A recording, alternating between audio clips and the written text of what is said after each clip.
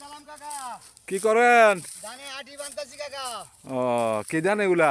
এগুলা চিয়ন ধান। ও কেমন হয়েছে আমাদের এই ফেনী জেলায় এবার ধান? কাকা ভালোই হয়েছে ইনশাল্লাহ। মাশাল্লাহ মাশাল্লাহ। তো এবার আপনার ধান ফসল ভালো হয়েছে। ও মানুষের মনে তৃপ্তি আসছে, মানুষের মনের উৎসাহ হয়েছে, খুশি আছে, হ্যাঁ খুশি আছে মানুষ।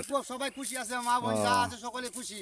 মাশাল্লাহ ইনশাল্লাহ, মাশাল্লাহ, আল্লাহর রহমত, আল্লাহর রহমত। দিছে। হ্যাঁ, তো আপনার বাড়ি কোথায় কাকা? বাড়ি নেত্রকোনা বা আটা থানা, বাড়ি চিরাম। তাই? হ্যাঁ তো আমাদের এদিকে কি প্রতি বছর আসেন? জি জি জি, আমাদের আপনার এনে শান্তি পাইছি দেখেই আমরা এই সব সময় এই সিজনের সময় আমরা রোয়া লাগাই। তাই তাই ধান দেই। তাই। হ্যাঁ আমাদের এদিকের মানুষ কি ভালো? মানুষ ভালো, হ্যাঁ, মানুষ ভালো, আমাদের ফ্যামিলির মতন।